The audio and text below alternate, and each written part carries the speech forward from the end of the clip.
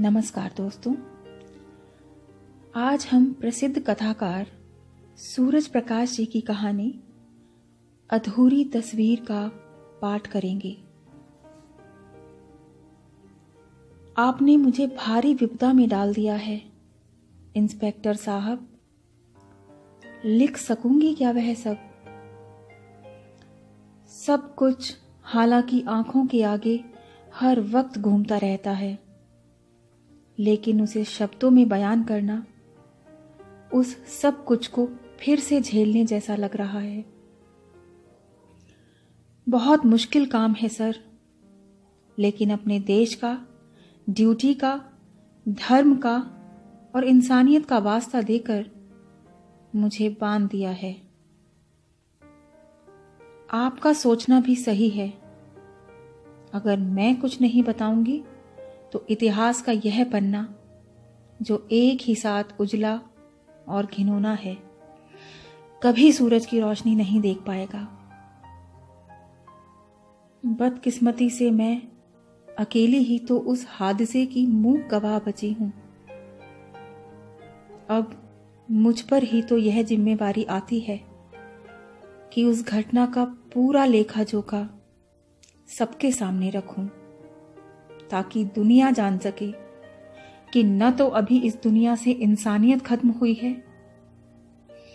और ना ही हैवानियत। इतने बड़े मकसद के लिए खुद को एक बार फिर तपाना ही पड़ेगा उस आंच में।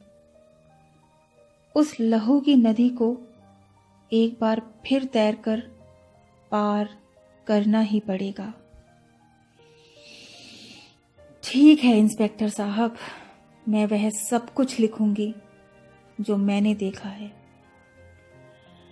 अब मुझे लगने लगा है मैं तभी सहज हो पाऊंगी जब इस हादसे के अनुभव को किसी के साथ बांट लूंगी। आप शायद यकीन न करें साहब, इन 3 दिनों में मैं एक पल के लिए भी सहजता से सांस नहीं ले पाई हूं। खाना पीना तो दूर, पलकें तक नहीं झपकी हैं मेरी। बस आतंकी सी हर वक्त सहमी सी बैठे रहती हूं। दुनिया भर के पत्रकार मुझसे सैकड़ों सवाल के जवाब मांगने के लिए गिड़गिड़ा रहे हैं, लेकिन मेरी जड़ता नहीं टूटती।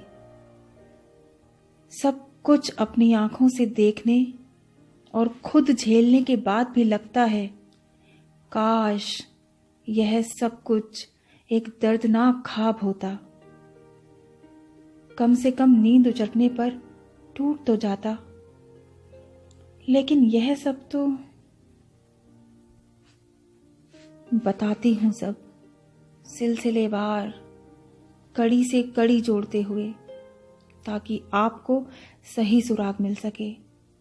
आप उन कथित हत्यारों को जल्द से जल्द पकड़ सके। कोशिश करूंगी खुद पर काबू पाने की। इन शब्दों के जरिए जो कुछ मेरे बाहर आएगा वही तो मेरी सच्ची श्रद्धांजलि होगी उन अनाम सहयात्रियों के प्रति, जो एक न लड़ी गई एक तरफा लड़ाई में बिना लड़े शहीद हो गए। जो इतिहास बन गए हैं उनका इतिहास लिखूंगी मैं, तभी मुझे चैन मिलेगा।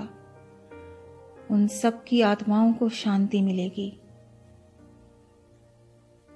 मैंने आपके सवालों को अच्छी तरह समझ लिया है। हो सकता है लिखते समय कुछ बातें आगे पीछे हो जाएं या कम ज्यादा लफ्जों में लिखी जाएं। मैं जिस हालात में यह सब कुछ लिख रही हूं उसमें ऐसा होना स्वाभाविक ही है।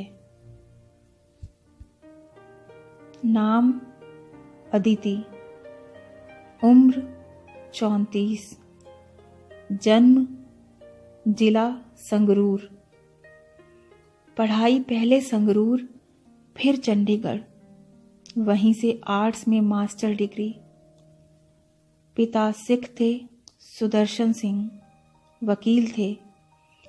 माँ ब्राह्मण परिवार की थी, नाम राज, और मैं उनकी इकलौती संतान। पिता 3 साल पहले गुजर गए और माँ पिछले साल। मेरी मातृभाषा, ओह नहीं, माफ कीजिए सर, मेरी तो कोई मातृभाषा ही नहीं है। कैसी पागल हूं मैं, गूंगी हूं मैं। तभी यह बयान लिखकर दे रही हूं। रब ने मुझे बोलने के लिए कोई जुबान ही नहीं दी, लेकिन खुद को अभिव्यक्त करने और अपनी बात कहने के लिए मुझे कभी कोई तकलीफ नहीं हुई।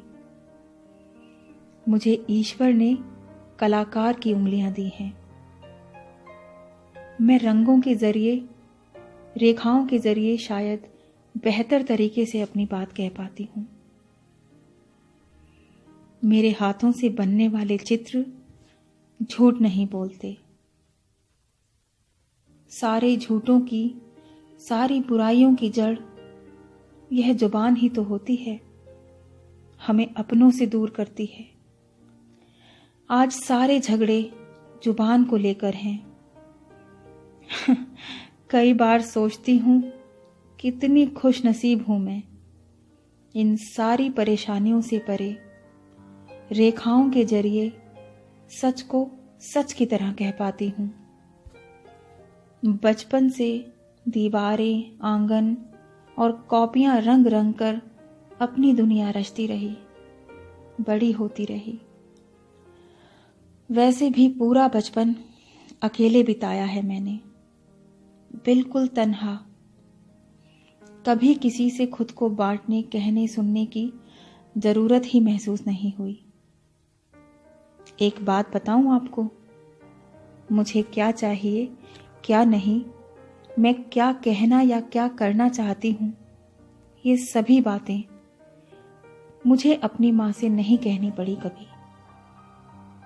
हम दोनों के बीच हर वक्त टेलीपैथी की अदृश्य तरंगें तैरती रहती थी। दूसरे कमरे में होने के बावजूद मां को मेरी हर गतिविधि या इच्छा का पूरा पूरा एहसास रहता। मैं तो खैर क्या ही बोलती, मां भी मुझसे स्पर्श के जरिए, आंखों और चेहरे के भावों के जरिए ही बात करती थी। जरा बड़ी होने पर मुझे यही लगता रहा, अगर मेरी जुबान होती भी तो भी मैं उसका इस्तेमाल ही न करती। चंडीगढ़ में मेरा अपना स्टूडियो और आर्ट स्कूल है। लड़कियों को रंगों की भाषा सिखाती हूँ। मेरी सारी दिनचर्या, उठना, बैठना, पहनना, ओढ़ना, सब कुछ कला को समर्पित है। अपरिचित नाम नहीं हूं इस फील्ड में। कई एकल सामूहिक प्रदर्शनियों में चित्र प्रदर्शित किए हैं। दिल्ली में एक एकल प्रदर्शनी की बात चल रही थी। उसी सिलसिले में कुछ एक पेंटिंग्स लेकर दिल्ली जा रही थी जब यह हादसा हुआ। एक ऐसा हादसा जिसने मेरे भीतर के कलाकार को बुरी तरह स्तब्ध कर दिया। मेरी चीखें भीतर ही घुटी रह गई हैं। आंसू आंखों में ही सूख गए हैं। माँ बताती थी, बचपन में मैं बहुत हंसती थी या बहुत रोती थी। लगता है खुद को हल्का करने के दोनों जरिए मुझसे छीन लिए गए हैं। इस भीषण दुर्घटना के बाद अब ना हंसी रही है मेरे पास और ना आंसू। उस दिन सोमवार था, 7 मार्च की खुशनुमा सुबह, यात्रा करने लायक मौसम। बस में काफी सवारियां थीं। बस स्टार्ट करते ही ड्राइवर ने गुरुवाणी का कैसेट लगा दिया था। अच्छा लगा था सुनकर। शुरू से ही माँ बाप ने जो संस्कार दिए हैं, माहौल ने जो कुछ दिया है, उसमें सबद कीर्तन, गुरुवाणी हमेशा कानों में अमृत घोलते हैं। सिर खुद ब खुद उस परम पिता के आदर में झुक गया था और आंखें बंद हो गई थीं। सारा दिन सकारत जाएगा ऐसा सोचा था। दिन की शुरुआत भला इससे अच्छी और कैसे हो सकती है। सवारियां साथ साथ गुनगुनाने लगी थीं। थोड़ी देर पहले बस चलने तक सब अलग अलग सवारियां थीं, जिनकी मंजिलें अलग अलग होती हैं। शब्द कीर्तन की पवित्र लहर स्वरियों ने सबको जोड़ दिया था। मुझे सबसे आखिर वाली लाइन में सीट मिली थी, बाईं खिड़की से दूसरी। खिड़की की तरफ मेरे साथ एक बुजुर्ग बैठे थे। होठों ही होठों में गुरुबाणी का पाठ कर रहे थे कैसेट के साथ। मेरी दाईं तरफ एक नौजवान सिख बैठा था। दाढ़ी थोड़ी कतरी हुई, पगड़ी सलीकेदार। कहीं एग्जीक्यूटिव या आर्मी ऑफिसर रहा होगा। डीलक्स बस थी वह। सीटों की टेक ऊंची होने की वजह से बिना उचके आगे बैठे लोगों को देख पाना संभव नहीं था। बस में चढ़ते समय ही देखा था मैंने। कुछ एक बच्चे और जनानी सवारियां थी बस में। हमारी लाइन में बाकी 3 सीटों पर एक परिवार था, माँ बाप और नई ब्याही उनकी लड़की। उसका सुहाग का चूड़ा, मेहंदी रचे हाथ और चेहरे की रौनकें बता रहे थे कि अभी उसकी सुहाग रात की खुमारी भी नहीं उतरी होगी। बस में चढ़ते समय ही उससे आंखें मिली थीं और हमने आंखों ही आंखों में एक ही इशारे में बहुत कुछ कह सुन लिया था, बांट लिया था। मेरी मुस्कुराहट देखकर उसका चेहरा इंद्रधनुष में बदल गया था। वे शायद पहली बार घर लिवाकर ला रहे थे बेचारे। मेरे पास बैठे बांके जवान ने मुझसे पूछा था, कहां तक जाएंगी आप? मैंने इशारे से बता दिया, बस की मंजिल तक। वह कुछ और भी पूछना चाहता था, लेकिन मैंने उसे कोई मौका नहीं दिया और एक पत्रिका खोल ली। दरअसल वह बहुत ही भला और प्यारा इंसान था। मैं कतई नहीं चाहती थी कि उसे मेरे बेजुबान होने का पता चले। बहुत दुखदाई होते हैं वे पल मेरे लिए, जब मुझे गूंगी समझ लिया जाता है। मैं बेजुबान जरूर हूं, गूंगी नहीं हूं। अपनी बात को तो कह सकती हूं मैं खुद भी उसे दुखी नहीं करना चाहती थी। सुबह सुबह उसे एक गूंगी लड़की के लिए बेचारगी महसूस कराने और खुद बेचारी बनने का मूड कतई नहीं था मेरा।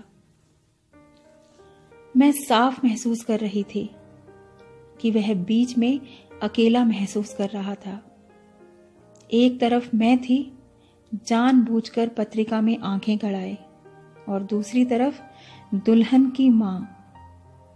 मुझे अपनी शरारत पर कोफ्त हो रही थी, पर उपाय भी न था। बस 1.5 घंटे बाद करनाल अड्डे पर रुकी थी। ड्राइवर ने 10 मिनट का समय दिया था चाय पीने के लिए। तब किसे पता था उसकी खुद की और सारी सवारियों की यह आखिरी चाय होने जा रही थी। मैं बस से नीचे नहीं उतरी थी। चाय कम पीती हूं, यूं भी सफर में कुछ खाती पीती नहीं। बस जब चलने को थी तभी 5-7 नई सवारियां आई थी बस में। वे तीनों भी वहीं से चढ़े थे। 2 के कंधों पर सफारी बैग थे और एक ने अपना हाथ में वैसा ही बैग ले रखा था जैसा आमतौर पर मेडिकल रैप्स के पास होता है। उन्होंने अपने लिए सीटें तलाश ली थीं। एक ड्राइवर के पीछे वाली सीट पर जम गया और 2 दरवाजे के ठीक सामने वाली सीटों पर। उस वक्त हवा में कहीं भी खौफ नहीं था। दरअसल तब तक उन तीनों ने आदमियत का जामा नहीं उतारा था। ड्राइवर, कंडक्टर, सवारियां, मैं खुद पहले की ही तरह अपने अपने में मशगूल थे। बस के भीतर एक दुनिया थी जो अपनी गति से चल रही थी। फिल्मी गानों के कैसेट ने फिर से वातावरण संगीतमय कर दिया और तभी वह सब कुछ हुआ था। कई चीजें एक साथ घट गईं। वे तीनों एक साथ खड़े हो गए थे। बस की दाईं तरफ एक जीप ओवरटेक कर आ गई थी, जिसमें बैठे स्टेन गनधारी ने बस ड्राइवर को बस धीमी करने पर मजबूर कर दिया। उनके बैगों से भी स्टेन गनें निकल आई थीं।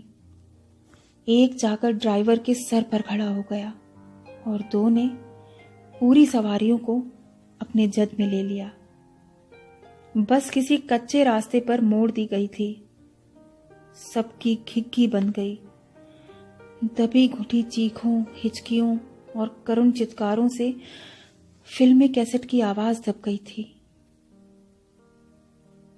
पहली गोली से स्टीरियो सिस्टम को ही ठंडा किया गया।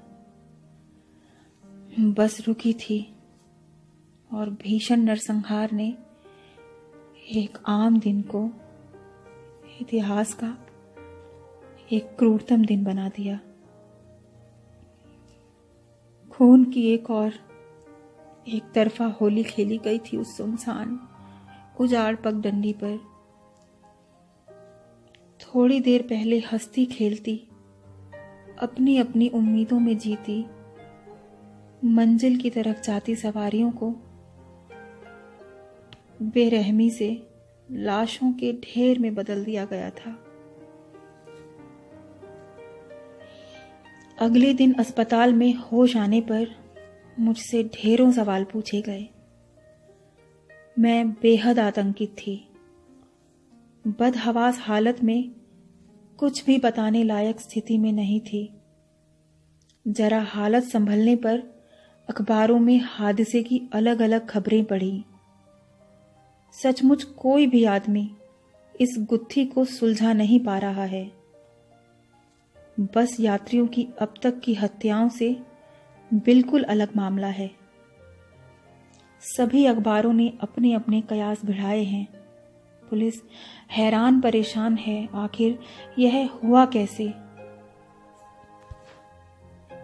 कुल 30 मौतें। सिख ड्राइवर, मोना कंडक्टर, सारी सवारियां, औरतें, बच्चे, कुल सवारियों में 17 सिख, सभी को गोलियों से छलनी कर दिया गया। अगर यह सिख आतंकवादियों की करतूत है तो सिखों को भी क्यों नहीं बख्शा गया? और अगर हिंदुओं ने यह शरारत की है तो 13 हिंदू क्यों मारे गए? पत्रकार, पुलिस और सरकार इस गुत्थी से ज्यादा इस बात से हैरान है कि सिर्फ मैं ही अकेली कैसे बच गई। मेरे शरीर पर एक खरोंच तक नहीं पाई गई। सबसे अलग गैंगवे में मैं बेहोश पाई गई थी। बाकी सवारियों को उनकी सीटों पर ही चिर निद्रा में सुला दिया गया।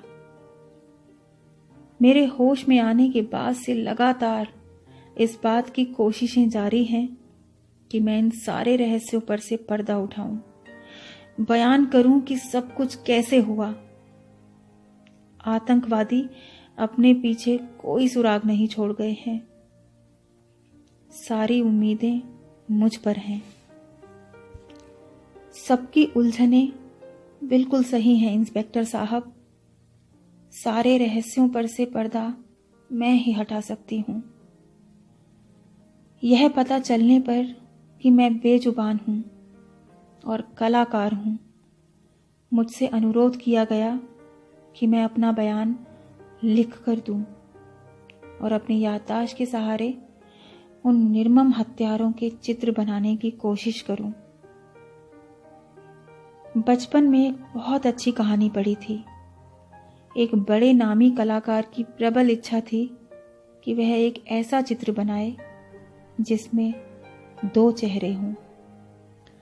पहला चेहरा दुनिया के सबसे भले, मासूम और अच्छाइयों से भरे आदमी का हो, और दूसरा चेहरा दुनिया के सबसे खूंखार, बुरे और खराब आदमी का। वह अपने चित्र के लिए मॉडलों की तलाश में निकल पड़ा। एक जगह उसे एक बहुत ही मासूम, पवित्र सा और सारी अच्छाइयों के पुंज सा एक बच्चा मिला।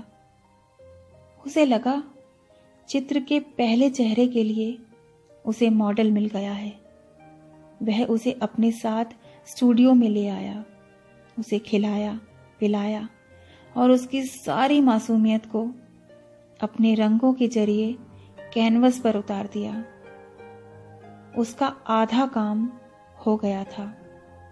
अब उसे एक ऐसे आदमी की तलाश थी जिसे देखते ही लगे संसार की सारी खराबियों की खान है यह आदमी। वह भटकता रहा। ऐसे खूंखार आदमी की तलाश में 20 बरस बीत गए। वह बूढ़ा हो चला, पर उसे मन माफिक मॉडल न मिला जिसे वह सामने बिठाकर अपना बरसों से अधूरा पड़ा चित्र पूरा कर सके। वह निराश हो चुका था। तभी उसने एक दिन जेल से एक आदमी को निकलते हुए देखा। दरिंदगी जिसके चेहरे से टपक रही थी, एकदम डरावना। कलाकार को लगा आज उसकी तलाश पूरी हुई। यही है मेरे अधूरे चित्र का मॉडल। वह कैद से छूटे उस आदमी को शराब का लालच देकर अपने स्टूडियो ले आया। बड़ी मेहनत की, चित्र पूरा हुआ। कलाकार की खुशी का ठिकाना न था। जीवन का सर्वश्रेष्ठ चित्र जो पूरा हो गया था।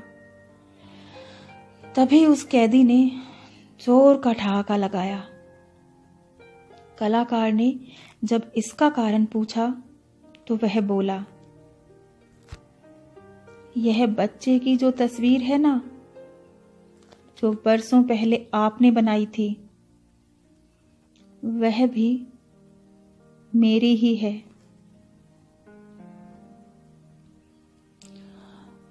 आज मेरे सामने भी वही समस्या आ खड़ी हुई है साहब। मुझसे उस खूंखार आतंकवादी और उसके साथियों की तस्वीर बनाने के लिए कहा गया है, जिसने भरी बस को, पूरी 30 सवारियों को अपनी निशानी गोलियों का निशाना बना डाला। मेरी बनाई तस्वीर के सहारे आप उसे और उसके साथियों को पकड़ सकेंगे। मैं एक कलाकार हूं, चित्र बनाना ही मेरा काम है। सैकड़ों चित्र बनाए हैं मैंने। यह काम भी मेरे लिए कतई मुश्किल नहीं होना चाहिए। लेकिन यह बात नहीं है। उस कलाकार को तो तस्वीर पूरी होने के बाद ही पता चला था कि उसने दुनिया के सबसे अच्छे और सबसे खराब आदमी का चेहरा बनाने के लिए एक ही मॉडल को 2 बार अपने सामने बिठाया था। अब मैं आपको कैसे बताऊं कि जिस खूंखार आतंकवादी, सैकड़ों कत्लों के जिम्मेदार जसविंदर, हाँ यही नाम है उसका,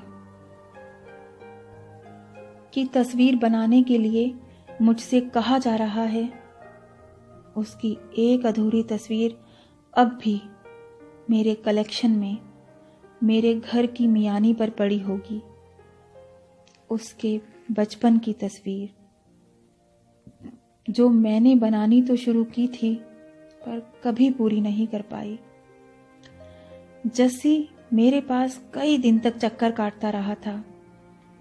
दीदी, मेरी तस्वीर कब पूरी करोगी? मुझे क्या पता था कि उसकी अधूरी तस्वीर पूरी करने के लिए मुझे यह दिन देखना पड़ेगा। इस मकसद के लिए उसकी तस्वीर पूरी करनी पड़ेगी। कभी सपने में भी नहीं सोचा था।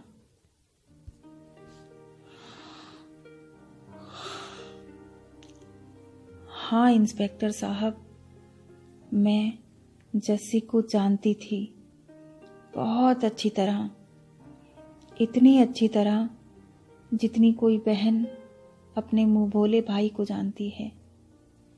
वह मेरे ही मोहल्ले का एक होनहार अव्वल आने वाला लड़का था।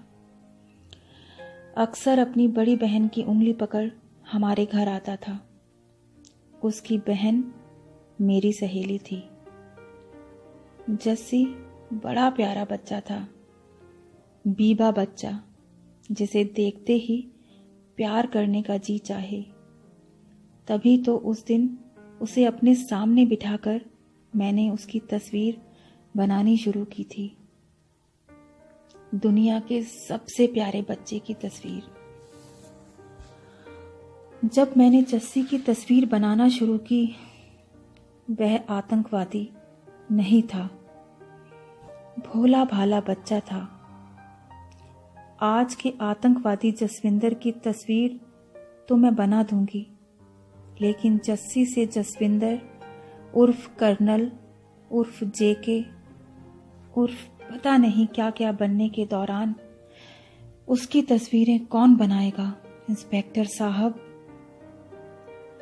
उस दिन उसकी चेहरे पर खरोंचें थीं, चोटों के निशान थे। वे सिर्फ खरोंचें ही तो नहीं रही होंगी, वे तो आइसबर्ग रहे होंगे, भीतर तक चीरने वाले जख्मों, घावों के बाहरी निशान। उन खरोंचों को तो मैं उकेर दूंगी चेहरे पर भीतर के घावों, नासूरों की तस्वीर। अगर कलाकार के पास यह शक्ति होती तो वह बाहरी हालात की, प्रभावों और प्रक्रियाओं की, जरूरतों और मजबूरियों की तस्वीर खींच सकता। तो जस्सी को अपनी अधूरी तस्वीर पूरी कराने के लिए आज जसविंदर ना बनना पड़ता। उस तस्वीरों के आईने में वह खुद को बहुत पहले देख चुका होता। यह विडंबना ही तो है कि जसविंदर के चेहरे भर की तस्वीर बनाने मात्र से आपका काम चल जाएगा इंस्पेक्टर साहब। आप कह सकते हैं कि उस तस्वीर की मदद से आप एक खूंखार कातिल को पकड़ सकते हैं, जो धर्म के नाम पर, कौम और जाति के नाम पर बेकसूर लोगों को मार रहा है। पर एक बात जानना चाहूंगी सर, आज के जसविंदर की तस्वीर तो मैं बना दूंगी, पर उन सैकड़ों जसविंदरों की तस्वीरें कौन बनाएगा जो आज पंजाब के हर गांव, हर कस्बे में तैयार हो रहे हैं। उनकी तो बचपन की अधूरी तस्वीर शायद किसी अभागी बहन के पास न हो, जिससे उनकी इस अंधेरी, गुमराह, आत्मघाती यात्रा का अंदाजा लग सके। उन्हें आप कैसे पकड़ेंगे? क्या आपको नहीं लगता कहीं कुछ गलत है? नहीं, गिनती की गलती नहीं, वह तो है ही नहीं। नहीं तो पुलिस द्वारा सैकड़ों आतंकवादी मार देने और पकड़ लेने के बाद भी उनकी संख्या घटने की बजाय हर दिन बढ़ती क्यों रहती? हर दिन एक नई जगह पर बेकसूरों की हो रही हत्याओं से तो यही लगता है गड़बड़ कहीं और है। मुझे नहीं पता आपकी पुलिस इस बारे में क्या सोचती है, पर मेरा कलाकार मन तो यही जानता है कि कोई आतंकवादी पैदा नहीं होता, पैदा तो कोई महान भी नहीं होता, सब वक्त का फेर होता है। आसपास का माहौल कब किसे नीचे गिरा दे, ऊपर उठा दे, रब ही जानता है। मैं मानती हूं पूरी कौम, पूरी जाति या पूरा राष्ट्र एक ही नजरिए से नहीं सोचता। सोचना तो दो भाइयों या पति पत्नी का भी एक जैसा नहीं होता, लेकिन कुछ एक सरफिरों की वजह से पूरी कौम को सजा देना या पूरी कौम को ही गलत करार देना हमारी बीमार मानसिकता का परिचायक है। समस्या सिर्फ पंजाब को लेकर नहीं है, बुनियादी सोच को लेकर है। हम कब तक आतंकवादी बनाते रहेंगे और कब तक आतंकवादी गुमराह होकर देश को जलाते रहेंगे? इस समस्या के कारणों और निदान की पहचान करना आप लोगों का, समाज सुधारकों का काम है, राजनीतिज्ञों का काम है। लेकिन दिक्कत तो यही है, जिनको यह समस्या सुलझानी चाहिए थी वही धर्मगुरु और राजनेता इन धागों को और उलझा रहे हैं। शायद मैं फिर बहक रही हूं, लेकिन आज कहे बिना नहीं रह पाऊंगी। मैं एक कलाकार हूं, पहले ही कह चुकी हूं। मेरे रंग झूठ नहीं बोलते, मेरी रेखाएं सच बोलती हैं। स्वाभाविक है, जसविंदर की तस्वीर बनाते समय मेरे हाथ बार बार कांपेंगे, रेखाएं गड़बड़ाएंगी, रंग साथ नहीं देंगे। मैं इस बात से पूरी तरह सहमत हूं कि उसने जो जघन्य अपराध किया है उसकी कड़ी से कड़ी सजा उसे मिलनी ही चाहिए। पर मैं यह भी जानती हूं कि मैंने जिस जस्सी की तस्वीर बनाना शुरू की थी उसे उसी रूप में ईश्वर ने बनाया था। आज जिस जसविंदर की तस्वीर मैं बनाऊंगी वह आज के समाज की देन है, उसकी नहीं। उम्मीद है आपको यह कहानी पसंद आई होगी। फिर मिलते हैं एक नई कहानी के साथ। नमस्कार।